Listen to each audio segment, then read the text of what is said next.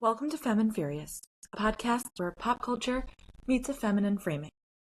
I am your host, Julia Rose Portela, and today we're about to have a bisexual awakening as we discuss Season 2, Episode 4 of The Last of Us, titled Day 1, written by Craig Mazin and directed by Kate Herron. But before we dive into today's episode, let me tell you what frequency our walkie-talkies are on so you can spy on us more effectively. You can subscribe to the podcast on Spotify or wherever you get your podcasts. We're on every platform. If you prefer to watch your podcasts, you can watch this over on YouTube or over on Spotify. You can also follow the pod on Instagram at Femme Furious Pod. And if you have any thoughts, feelings, rants about today's episode, you can send me an email over at femmeandfuriouspod@gmail.com. Last but not least, join the Two Femme, Two Furious community. We are growing over there, and it's a really lovely space for us to be together with like-minded femme folks. Over there, you will get Femme and Furious fully loaded bonus episodes. You get Tea Time, which is our online chat, the Suffragette Award, which gives you access to voting privileges for content and more. You will also get a 15% discount on merch and live events, Sunday Brunch, which is a monthly virtual hangout, and the Fast Five, which is a weekly content roundup. Okay, let's jump into this week's Femme Frame, where we dive into key feminist themes, history, cultural context, and more. And this is in fact your spoiler warning for this week's episode. If you have not seen the last episode of The Last of Us, titled Day 1, Episode 4, turn back, go binge it on Max, and then pop over here when you're done. This will be here when you're ready. Here's a synopsis of this week's episode. Dina and Ellie begin their journey through Seattle in pursuit of Abby and the wolves, only to be caught in the middle of a turf war between the wolves and the Seraphites. Ellie and Dina are driven underground into the subways where a horde of infected attack them. Wanting to save Dina's life, Ellie uses herself as a human snack distraction to get her and Dina to safety, ultimately having to reveal to Dina that she is, in fact, immune from being infected. And hey, while we're sharing secrets, I'm pregnant! Well, not me, but Dina is. And now that their secrets are out in the open, they can finally come together and get jiggy with it. So I'm going to do things a little bit differently today as far as like how we structure the episode, because even though this was an episode where like a lot of stuff happened, it still felt to me like a breather episode. I don't know how you guys felt about it, but it was just after like episode 2 where Joel dies, episode 3 where we are going through the process of grief with Ellie and this preparation and like saying goodbye to this character of Joel.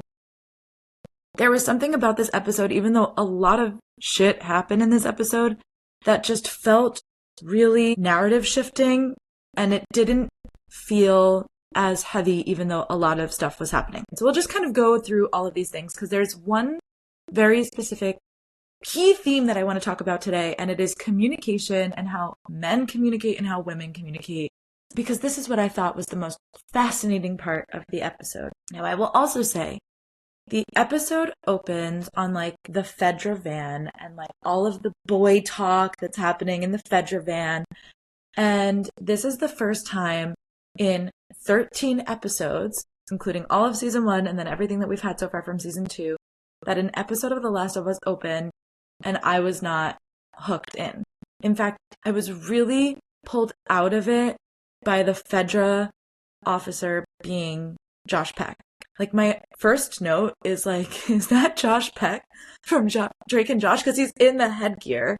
So I couldn't really tell, but like between the accent and like his mannerisms and just growing up with him as a child actor from my youth, I literally wrote down, I cannot take this seriously, and I couldn't. It really, really pulled me out of it.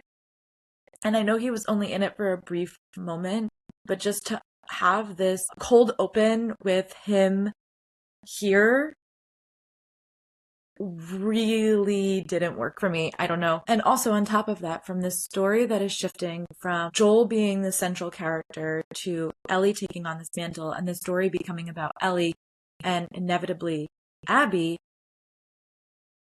I really, really had a hard time with this opening. It was like this entire scene was a hard pass for me, Jizz boy. But here's the thing. As a woman, and if you're listening, I'm assuming that you're a woman or you're femme-leaning, this locker room talk that is happening in the Fedra van is something that is so abhorrent to me. Like, we as women have been forced to endure a conversation with a man who's doing this thing, right? This performative storytelling in a way that is not authentic to their nature. Because as a woman, and for many of you women listening, you have likely been forced into a conversation where you've had to listen to locker room talk, or you have had a man doing this performative storytelling in front of your face. And this is really consistent in the episode because Isaac ends up doing this later. He's like monologuing, and I think I have that in my notes, and I will go through all of them. But this idea of like men monologuing to get their point across, and in this really big, bold, performative way to get the attention of other men or to see themselves as the alpha in the situation is very different than how women communicate, which is oftentimes much more silently. And this is also really interesting to me because they do this a lot in the episode. There are a lot of glances passed between Ellie and Dina. They are silent communicators. Women do this all the time. We communicate with our eyes, we communicate with our facial expression. This has like been a trend on social media where women will say like, oh, what am I saying with my eyes? And doing like different eye gestures. And other women know what they're doing and men have no idea because we communicate so differently. And this is so fascinating to me because sociologically, like out in society, men will say that women are gossipers and like to talk a lot and they don't like to talk. And it's actually interesting because when we are in these community and safe spaces together, when we are in spaces where we are actually communicating in full, a lot of the communication is silent. And some of that is just because, again, I can't say it enough, Bella Ramsey is a wonderful face actor. But there is something beyond that, that they make Ellie and Dina have these silent conversations, these glances or looks or gestures that pass over their face. That is very different from the men that we see in this episode and how they feel that they need these big performative monologues to get the attention and the reverence of the other men around them or the domination over other men around them. So I thought this was really interesting because it happens multiple times over the episode. And this was one of those things, if we're looking at something from the feminine frame, that really stood out to me because I know for myself too, like as a woman, there are so many times when my mom, my sisters, my friends will say something to me and I'll just look at them. I don't have to say anything. They know. You notice the subtle shifts in someone's body language. And I think women do this really well because we are forced to be aware of what men are doing in the world and being able to communicate that with other women in a way that is safe and not overt. Whereas men can just suck up all the air in the room and then, in theory, turn around and say that it's women that do that because we chat and gossip and all of this stuff. The other thing that really took me out is like all of these wolves, right? All of the people that are wolves or that will become the wolves, the WLF, Washington Liberation Front, okay? Just in case you don't remember what wolf is. There was a man in there who, if you've read Throne of Glass, he was Lord Lorcan Logan. He was 7 feet tall.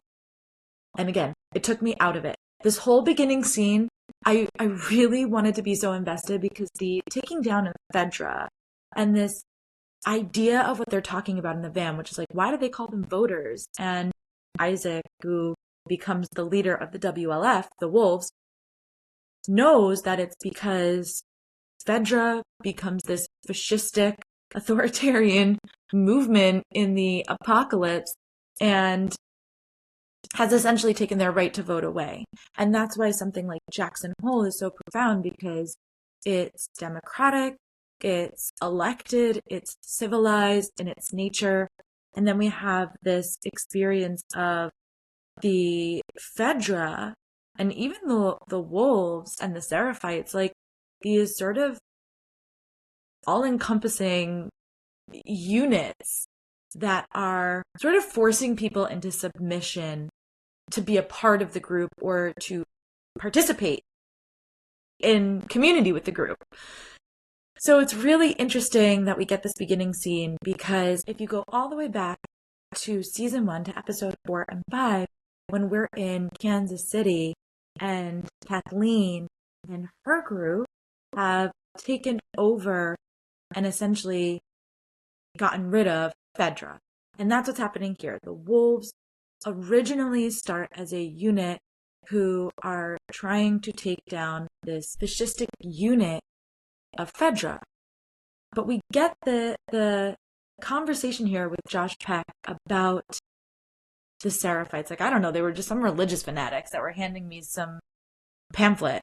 And he moves on with the story. He's like, it's not even important. And meanwhile, this becomes the most central thing that's happening in Seattle in present day, is the turf war between the Seraphites and the wolves. And then I have a note here that says Siri plays Savage by Megan Thee Stallion, as we get our introduction to Isaac, who takes 2 grenades, throws them in there, and just kills all of these people in his Fedra unit. So then it cuts to Dina and Ellie, and finally we see them scavenging, because in the game, you are scavenging all the time. Like, anytime you see a work desk, anytime you're in a new space, like, you're taking in new materials all the time. You're trying to scavenge everywhere that you go, and they don't really do this. And in fact, I really have a problem in season 2 with how they have been using their resources. This is something that really doesn't make sense to me. And there was something really gritty about season 1, and I get it because they were on the road, so they're in the same clothes and they're tattered down, and more scraping and scrapping through the world, and that makes sense to me. And I understand that when they're in Jackson, it's civilized, they have resources. But again, like, coming back to the cookies, which I went on a whole rant on last week, but then this episode, it's like, do we really need to use 2 grenades to kill like 8 people or 10 people when there are clearly still hordes of infected in the city? And I want to just say, over on Button Mash, which is a podcast on Ringer, it's a video game podcast, Ben Lindbergh last week was like, why do we need to have a turf war in the apocalypse? Is there nowhere besides Seattle that they have to go? Like, do they have to be having this violent turf war here? And like, even so, if there's 2 groups of people, the wolves and the Seraphites, is Seattle not a big enough city for both of these people? So at present, 755,000 people live in Seattle. Surely, excluding the infected that are there and underground, surely there is enough room in one city, a major city like Seattle, for both of these people. Do they really need to be like pulling out their entrails for each other? I don't understand. It doesn't make sense to me. Can't we just pick up and move somewhere else? Why? Why is it like this? And why are they not more concerned with their resources in a zombie apocalypse where nothing is getting produced or made? I don't understand. Like, in season 1, one of the things that Marlene talks about is that they're sending Riley to Atlanta because they make weapons or they make artillery over in Atlanta. That was what was happening over there. So I understand that some people are still producing this stuff, but like, think about like Atlanta to Seattle in the apocalypse. There's no gas. We're not producing any of this stuff. Like, I don't understand how we are just so willy-nilly with our resources. Like Isaac lights a gas burner to heat a pan for torture. Surely you do not have enough gas for that. It's impossible in my mind for you to think that you have enough gas to survive the entire apocalypse, to which there is no cure, and we're just going to waste our resources.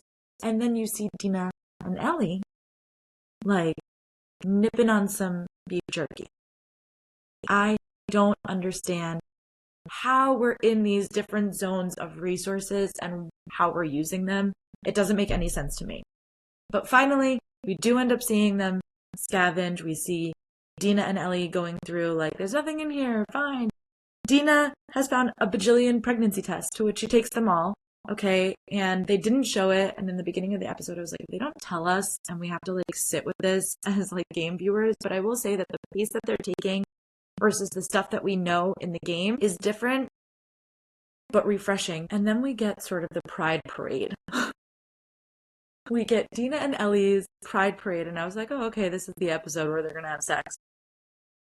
There was just all these LGBTQ flags, and it's so sad to me that Dina and Ellie were born after the apocalypse started, don't know what the pride flags mean. And again, going back into 2003, when it was around, but it was not the way that it's been centralized today. So just Ellie and Dina moving through this pride part of Seattle. I don't know. Sometimes I really enjoy what The Last of Us does, where it's really subtle and it's holding our hand as an audience as we walk through it, but it's not tugging us along. And this just felt much more overt. And I don't enjoy when the writing of anything, whether that is a book or a movie or TV show, presumes that I am not smart enough to understand what's going on. Anyone who's been watching the show understands what's going on between Dina and Ellie. And this felt almost like they just needed to put pride flags around to make it very clear to people that this was like a gay awakening for these two characters, even though it's not a gay awakening for Ellie, but a sort of bisexual awakening that's happening for Dina. And it just felt performative, perhaps. And if that's not the right word, it just felt then too on the nose for me. I didn't need all of that. And even for them just to be walking through it would have been one thing. I think that would have been maybe a fun nod. But then it's the fact that as Dina and Ellie are looking at these flags, they're like, well, maybe they're all optimists. Like, they don't know what it means. And I thought that was really cute. But then it becomes too overt when it moves into the space where they keep going. And they're like, well, so much for the proud, happy rainbow crowd, happy rainbow town. And I was like, oh, the fact that they even said, like, proud, we're not going to say it's pride, but we're going to do the sideways thing. I don't know. I get why they did it. I wish they didn't have to. It would have been fine. I get that in 2003, the world was maybe not as queer accepting, but here in 2025, I have to like always pull myself back into the idea that like, oh, we're in a different time period in different circumstances where queer culture is not what it is today. All right. And then going back to season 1, episode 6, where Ellie and Joel are on the horse and they're talking about, you know, what they would want their dream lives to be and stuff like that. And Ellie discloses that she would like to be an astronaut and that her favorite astronaut is Sally fucking Ride. So I love that now we get this callback in season 2 and she's telling Dina like Apollo 1 and Dina's like, what's Apollo 1? She's never learned about it. And so she gets to share this information with her and bring her into sort of her space world. Then I have a note in my hot takes that says, you sure about that? You sure about that? That's what I heard when Dina was saying that. Dina being the one to balance Ellie's impulsiveness is a really nice touch as like a difference in the relationship that she had with Joel. Ellie had with Joel. Then we get the two of them in the music store. And apparently we are not worried about infected or clickers at all in this very overgrown city where we know that if you touch the wrong patch of Earth, that it can awaken infected somewhere else. Anyway, we're not worried about that because Dina just goes in on the drums. She just starts fiddling around on the drums. And I was like, are we not worried about clickers? Like, we're not worried about, hey, like, we're trying to hide from people. Now we're doing something that's like quite noisy. Anyway, again, didn't necessarily work for me, but what did work for me is Ellie on the guitar. Ellie on the guitar playing Take On Me. And again, if we go back to season 1, 80s means trouble, playing Take On Me. Well, they are about to be in trouble. And this is lifted from the game, not necessarily in the same spot, but lifted from the game where you're playing Take On Me. You have to play it in the game as Ellie. And I just love this. Bella is so cute singing the song. They could fix the timeline. Bella singing the song could fix the timeline. It could fix everything wrong in the world. It was so adorable. It was so tender. It was so vulnerable that she's having this moment actually with herself and with Joel, this person who's taught her. And my notes actually say, no, shut the fuck up. I love them. And I love how Dina is looking at Ellie. That's the face of a woman falling in love, especially when you see a character like Ellie who is so tough and rough around the edges be so soft and tender in this moment. So I really love this. I loved seeing the tears well up in Dina's eyes as she sees this vulnerability, and Ellie lets her see this vulnerability and this moment that you get when you know that your world has been shifted off its axis for somebody, when you realize in a moment that you are falling in love or that you are in love with somebody. And this moment for Dina, you can see it in her face. And again, these silent conversations that pass between women, something is passing between them here. It's unspoken. It doesn't need to be said out loud. It doesn't need to be performative. And even though there's a literal performance happening, Ellie's playing the guitar, it's not this big spectacle. It's just quiet and it's tender, and her voice is quiet through it. And it's so lovely, and I thought this was just one of my favorite things that has maybe happened on The Last of Us ever.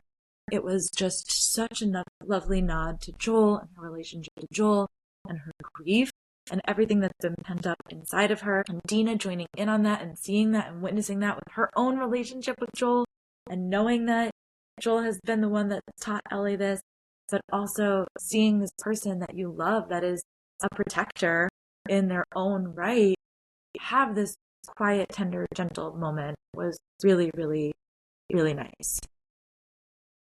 And then we get Isaac, and we get the copper pan, and the torture scene. And my note literally says, what is it with these men and their monologuing? Shut the fuck up.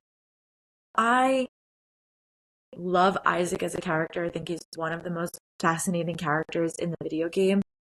I really was like, I'm good off this really big, bold, violent demonstration that we get of him torturing the Seraphites, hanging the wolves, like their guts hanging out. Ew. It's so gross.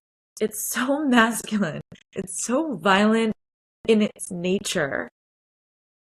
And then we get these undercut moments of quiet, tender, vulnerable, loving with our feminine characters. And it really balances out for the episode. And it's so interesting because the two most violent characters that we will experience along our journey are Abby and Ellie. And even though we haven't seen Abby in a minute, she just had this gruesome attack of a character that we love and care about.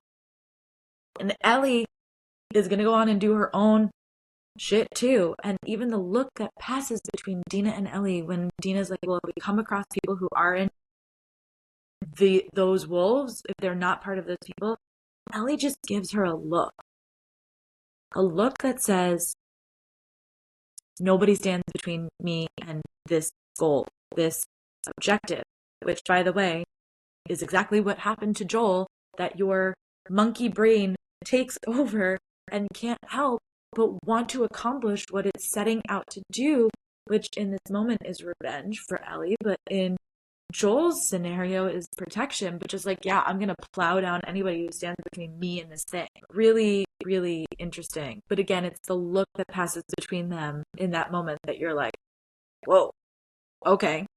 Doesn't have to be said. Dina just goes, agreed. Nothing is said out loud. Ellie doesn't even say, yeah, I'm going to fucking plow through every single person who stands between me and Abby. She just gives Dina a look, and Dina goes, agreed. So these really quiet moments between women or our feminine characters that don't have to be said out loud, that can just be understood and agreed upon between them, versus the really big, bold declarations of power and dominance with the masculine characters this episode. Really, really, really fascinating. And these small acts of love that pass between Dina and Ellie. Dina, at this point in the episode, knows that she's pregnant. She is forming an us with the baby in her belly. There's an us here. It's me and this baby. And still, her us, or the way that she perceives us as a unit, is her and Ellie in this future that she's envisioning, which we don't get that confession until later. But the fact that Dina lets Ellie go into the tunnel first when they're under attack and the wolves are chasing them, that she lets Ellie go through the tunnel first. She like shoves her through, and then she comes in second, even though she's pregnant and really needs to be protected first. Obviously, Ellie doesn't know this, or I'm sure Ellie would have shoved her through first. But this experience of love and tenderness and what it is to sacrifice and what it is to put the person in your us ahead of you. And I really thought that was like a special moment between Dina and Ellie. And again, an unspoken one, but there nonetheless. And then I have a note that says, I'm sorry, why are we just, in all capital letters now, using our resources like this in the fucking apocalypse? Like, why are you flaring? They just take these flares willy-nilly, and then they skedaddle, right? Then this horde of infected come out, and of course these people skedaddle. Meanwhile, it's their flares that are igniting the infected anyway. And this annoys me. If they're this much infected and they even say like, well, I thought this was all cleared out. Well, clearly it's not. And again, it reminds me of Kathleen and her people who had overtaken Fedra, and Fedra as like a fascistic unit, but one that was clearly keeping infected in these different places under control with their resources as a military. And then these revolutionary groups popping up and taking over these towns and cities, and the infected becoming a problem, or a problem later on. And this is true also for Kathleen and her group. And Kathleen is so focused on her revenge against Henry that this problem that's happening underground, which is this like horde of infected underground in Kansas City, mimics what's happening here, which is like the wolves are so focused on the Seraphites, and the Seraphites are so focused on the wolves, that they're not focused on the actual problem, which is the fucking infected. We have a real deeper problem here, which is like, more than having to worry about my entrails being cut from my body and like strung up, ew, is the fact that one single bite, one wrong move can bring such a large scale problem that is a deeper and irreversible problem, and that we're still focused on fighting each other. We get this horde of infected lifted straight from the game, where they're running through the subways and the subway tunnels. And in the game, it happens a little bit different. So in the game, the infection is not necessarily spread through biting. It's spread through spores. And you'll see that there are these like little spores floating around in the game, and they wear gas masks. So at this part in the game, Dina's gas mask cracks, and Ellie gives her hers, and she goes, listen, I'm immune. And she had told Dina this earlier in the game, and Dina like laughs it off as a joke, but really sees that it's serious here because Ellie starts breathing in spores and immediately doesn't have a reaction.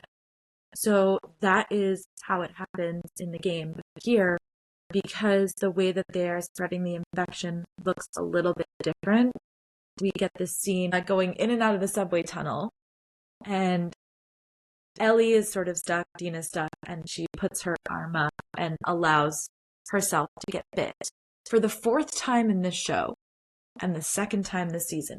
That is fucking wild, by the way. It's way too many times to be getting bit, despite the fact that you're immune. And I want to come back to this moment in a second, but I also want to say the infected don't look infected enough to me. We only had one clicker that we could see. And then here's my thought process, because as the infection continues to take over people, right, it sprouts out of their head because that's where the cordyceps is traveling to, which is why they were going to cut Ellie's brain open. And that's why Joel plows through all these people. So we've seen other infected with like stuff coming out of their face, the mushrooms coming out of their mouth. But for whatever reason, these infected feel more like a Walking Dead infected to me instead of these cordyceps mushroom zombies. And one of the complaints that happened in season 1 was people were like, there wasn't enough infected. And in the game, you are fighting them all the time, but it's not like this. Like, there's no horde like this. Maybe there's a few at a time, but there's a few kind of like every place that you go, and you sort of like take them out and the building is clear or whatever. There's only one scene, which I'm assuming that they will do in the show, that happened way later in game 2 that I was like, I am terrified of this happening right now. This is horrific. There's only one moment like that, but you're constantly fighting and taking out zombies and stuff like that in the show, so in the game, so they are a threat, but it's not like this where there's like swarms and swarms of them like on top of you. And this feels so much more like conventionally a zombie to me. And I don't know that I need the show to be doing that, because so much of the show is like the horrors of what it is to be in the apocalypse and the people and how they respond to it and what they're doing with that information and the characters, right? Like, we care about the characters, we care about their story, we care about their journey. So I understand why they did this, because there was so much discourse and people were like, there's not enough zombies, there's not enough mushroom people. Okay, fine, we're adding more in, but you guys might feel differently. But I also don't like a zombie show. Okay, I just like The Last of Us. I don't like a zombie show. I'm not that kind of girl. I just like The Last of Us. I like Pedro Pascal. He's hot, okay? I wanted to watch Pedro. No, the show is really good and the story is really good. And so that's part of what drew me into The Last of Us and part of the cultural revolution that The Last of Us has put out in pop culture, which is why I was so interested in it to begin with. It's a great story, but this was like, I was like, all right, this thing that happens in the game, which is actually a really interesting, fascinating part of the game, and is so rich because Dina actually really discovers that Ellie can't get infected. So it is an important moment in the game, but here it was just like, and there's swarms of infected, and they're not super infected looking. And I'm like, where are all these people coming from? They're like somewhat infected, because this isn't the beginning of the zombie apocalypse. We are nearly 30 years into the apocalypse at this point. I think we are actually 30 years into the apocalypse at this point. Maybe it's a little bit less than that, but like just around there. And so if we've been in the apocalypse for about 30 years, shouldn't most of the infected be more infected looking in Seattle? I don't know. Okay, anyway, I'm sorry. I'm picking a lot of nits this episode, but there were a lot of nits to pick for me in particular. So let's get back to Ellie and Dina. This scene reminded me so much of Ellie and Riley and this sort of one-to-one comp of these girls, women that Ellie has been in love with or had a crush on, and having their life threatened by a mushroom zombie. And what made me think about this was Dina and Ellie running up the escalator. Because in season 1 in episode 7, when Ellie is with Riley in the Left Behind flashback. They're in the mall and they are doing the wonders of the mall and like what it was to be in the 80s and the 90s and the 2000s, and everyone went to the mall and hung out and girls did girl stuff and they wore thongs. One of the wonders of the mall that Riley shows to Ellie is the escalator. And Ellie and Riley go down the escalator together, and only Ellie comes up. And what I love about this is here's the escalator again, Dina and Ellie running up it together. And in this moment where Riley and Ellie are together in the mall, in the Halloween store, and they are attacked by that one infected who was literally left behind at the mall, Ellie can't protect Riley because she does not yet know that she is immune to infection. She's never been bit before. She's never been put in a scenario growing up in Federal school where she would be encountering an infected. Not like this, at least. So when she gets bit and Riley gets bit, and they're both sitting there being all poetic and shit, holding hands and ready to die together and turn together and be infected together, Ellie doesn't know that she could have protected Riley, and this is part of her survivor skills, but she knows it here with Dina. So as they run up the escalator and then they get caught, right, in the rotating door, she uses her arm to protect Dina because she knows that she's not going to turn and not going to get infected.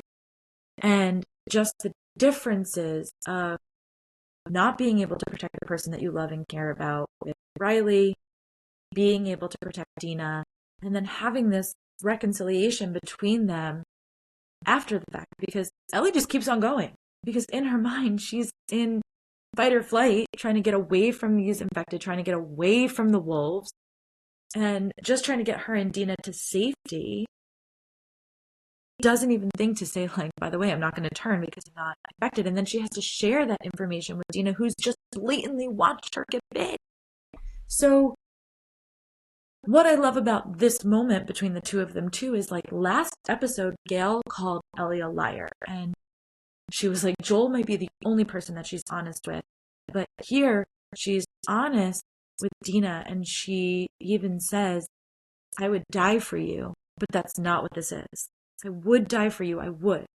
But that's not what this is. I'm immune. And going back to this, like, I'm immune, I got bit, right? Where she just is getting it off her chest in the ways that she can and sharing it with somebody that is now, we're seeing their unit start to weave together and become an us. And then we get this moment where Dina says, Ellie, I'm pregnant. And they rush together and they fuck. I was actually really surprised. Like, you see her hand going down her pants, and I was like, ooh, it's so salacious. Get it, Bella. Good for Bella. Good for Bella, who thought that she was being inconspicuous with her feelings towards Dina, and it was obvious to everybody else. And good for Dina for having her bisexual awakening and having an orgasm in the apocalypse, despite her morning breath and then her beef jerky breath. What is the dental hygiene situation? If we have flares all over the place, but we are not focusing on toothbrushes, toothpaste, what is the dental hygiene situation? How come people's teeth are not rotting out of their mouths? I have questions. I have lots of questions and no answers, and I'm really bothered by the way that we are discussing resources, and then we're saying things like, ew, I have morning breath. Do we care about morning breath in the apocalypse, Dina? When you haven't showered either? You've been riding on a horse, you smell, but we care about morning breath. Anyway, we've got enough beef jerky. We've got enough ammo, but we have nothing to brush our teeth with. But I digress. This moment of them rushing together, Ellie, I'm pregnant, and then like coming together and having sex reminded me so much of like the VJ Day photo where the sailor is like tipping the nurse and they're kissing from World War II. This sort of idea of the frenzy of coming together in a moment. And this happens all the time. Like, you see this a lot of times in wartime movies where two characters will just like fall in love because they're literally being bombed on all angles around them, and they like rush together and they make out. And I used to be like, that's unrealistic. But honestly, if your life was consistently being threatened by like seraphites or wolves or Fedra or fireflies or mushroom zombies, like maybe perhaps you would just want to fuck it out whenever you could. And I don't condemn them for that. I think it's great. And I think they should be having more sex in the zombie apocalypse. And then we get this lovely conversation, their post-coital conversation between Ellie and Dina, where Ellie says, when you hide the little things, they start to become the big things.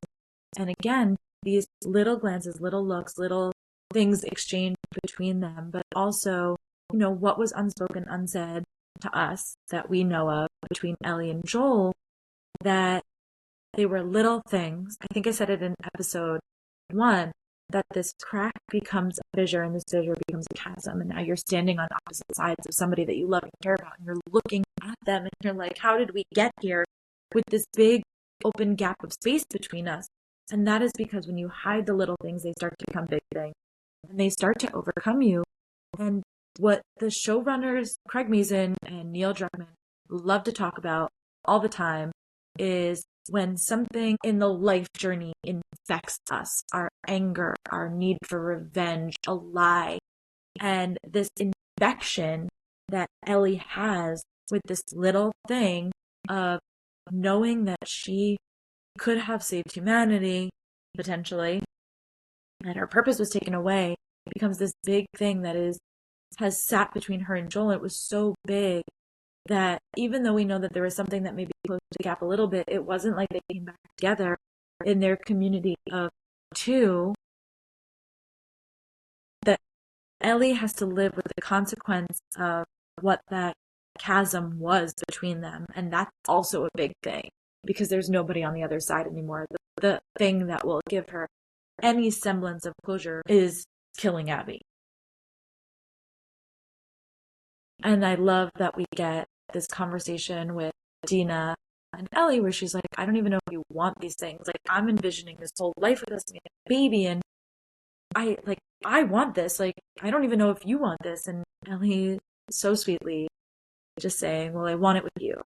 And this idea of, you know, what we are willing to sacrifice and compromise on when we want it with somebody else.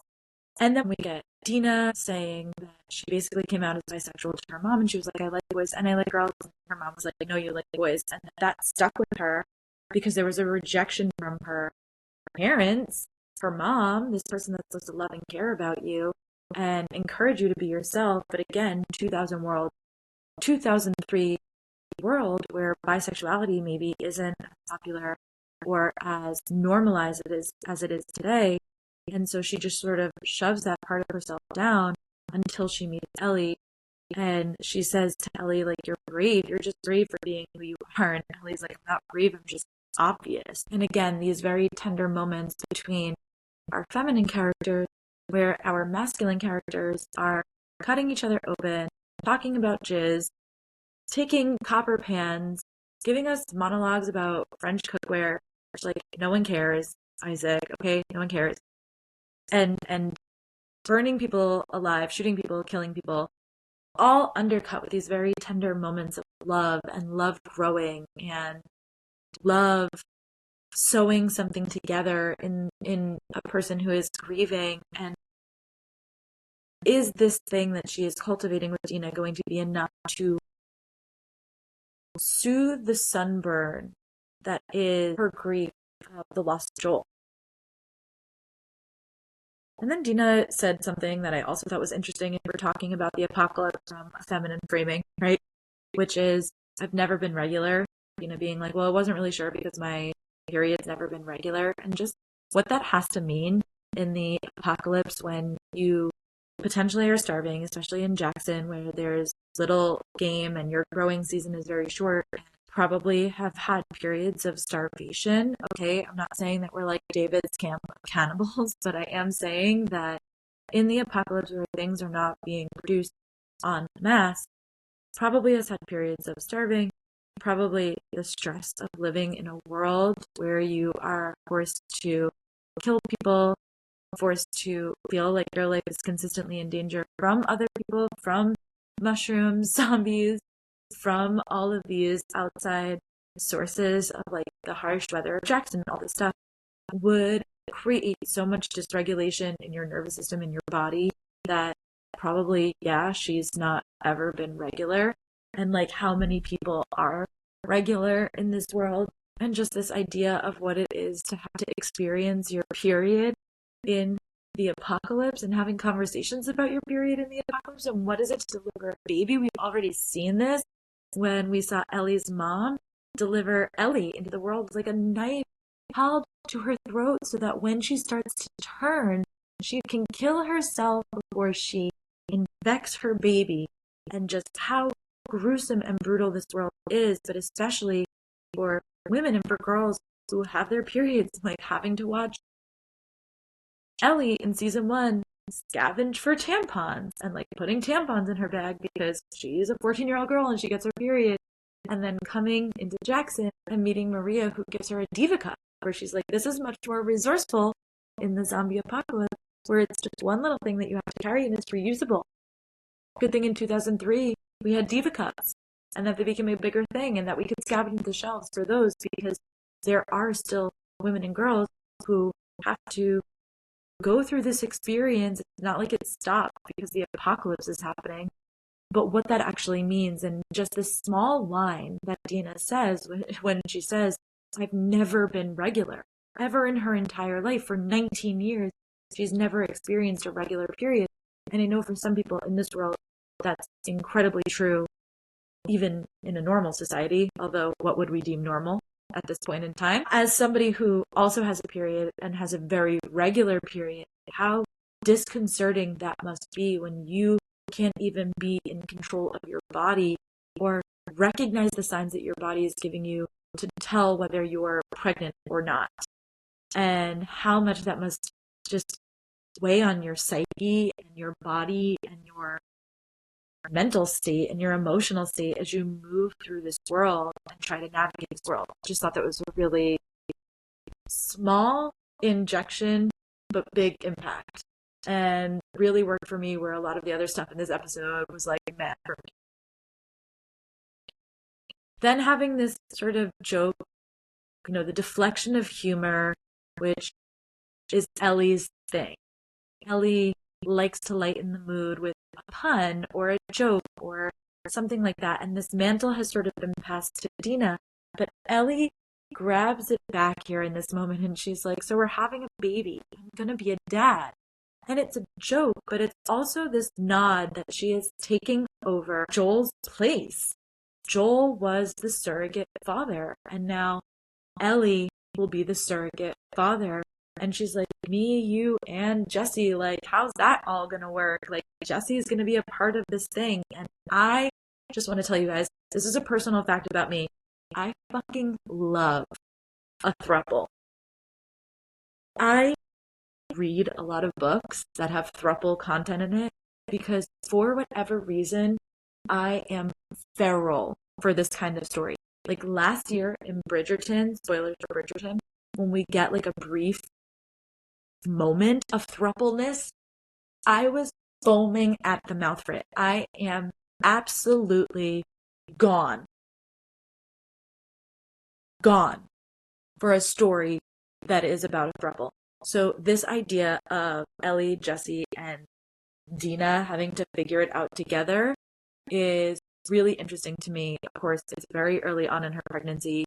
We're in the zombie apocalypse, and who knows what's going to happen, because this is only day 1, as the story is telling us. First day of whatever is going to be happening in the story in Seattle. So very, very fascinating, but shout out to all the thruples and shout out to the fact that Ellie and her awareness of like me and Dina are in us, but Jesse will also be a part of this us, and this baby will be a part of this us, and the sewing of the us is sewing up, and what that means for her, and seeing her try to move on with the community and take it seriously. Like, I'm gonna be a dad. It's a joke, but it's also quite serious for her to be the surrogate parent for a child when she has had a surrogate parent and it's had the most profound impact on her life. And then we get the ending where they hear through the walkie-talkies where Nora is. They recognize that name. So they start finding their way to pursue Abby.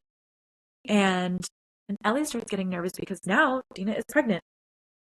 And this is a responsibility that Ellie feels as the new protector of the story. She doesn't want to put Dina in harm's way. She also, as somebody who has had her choices taken away from her at every opportunity by Joel and by the Fireflies, this major opportunity, gives Dina a choice. And she goes, "It's different now. Will you please just think about it?" She's giving her the choice, but she's like, "I'm not going to stop you if you want to come, but I would prefer, through subtext, that you would stay here and you stay safe and that you and the baby are okay." And Dina goes together and they hold hands and the episode fades out. And I just thought that was really nice that maybe there is a unit loving enough in Dina and in the baby and with Jesse even perhaps, that there is a unit loving enough that persuades Ellie out of this experience. So if we go back to episode 2, where Owen, who cares about Abby, is like, yeah, the best course of action is to get the fuck out of here, is to convince Abby to go home. This is a lost cause, that we are putting ourselves in harm's way, that she's putting herself in harm's way for nothing. And obviously that doesn't end up being true. Abby ends up completing her objective.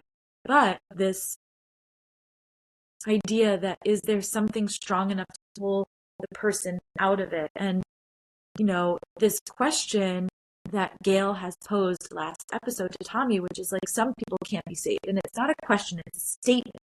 But this is the question that the audience is supposed to be asking, which is that true? Is it true that Ellie cannot be saved from this revenge or this experience of hatred that is taking place in her heart to complete something in her story with Joel, and her guilt that she has over whatever has or has not happened with Joel? And is the relationship with Dina and the potential of being a family with a baby in the future with Dina strong enough to pull Ellie out of it? So I think that's what we should be looking out for as the season continues. We're halfway through. We've only got 3 episodes left, which is wild and crazy to think about. All right. That's our Femme Frame for this week. Let's crack open our burn book, where we look at our superlatives from this past episode. The Bold and Bothered Award goes to a woman whose name I do not know, but who was the face of what becomes the wolves before Isaac takes over. And she's the one that meets Isaac in the beginning of the episode, and then she just holds her hands out after he grenades all of these people in his Fedra unit and goes, "Welcome to the fight." Bold and bothered. She was not fucking around. She was ready to take out Fedra. The Shiro Award has to go to Ellie playing Take On Me. This was one of my favorite moments in The Last of Us ever, between season 1 and season 2. So tender, so raw, so powerful. I loved it. I loved Bella in this moment. The Femme Fatale Award goes to Ellie attacking and killing the Wolf Guard. And we finally get to see her training from episode 1 take off. Like, she jumps on top of him and then she stabs him, and just seeing how badass she is. Speak Your Truth trophy. This moment where Ellie says, "A lot of times I wish it wasn't true, but I'm going to wake up tomorrow as me." And then the honorary heartthrob, "Ellie, I'm pregnant." And we do a little finger bang. Okay. I thought it was great. And that is this week's episode. Thank you so much for listening and for tuning in and for being with me on this journey. It's been exactly a month since Femme Furious has launched, and it's been one of the most thrilling journeys of my lifetime. And I thank all of you for listening every episode. It's been so amazing and so heartwarming. Thank you. Thank you for being here. I'm humbled. I will be back on Thursday with my coverage of the Thunderbolts, the first deep dive that we're doing into the MCU. I'm very excited for it. I love Marvel, so I'm pumped to share my experience with you guys through the movie. And then I will be back on Monday with season 2, episode 5 of The Last of Us. And until then, go together. Bye.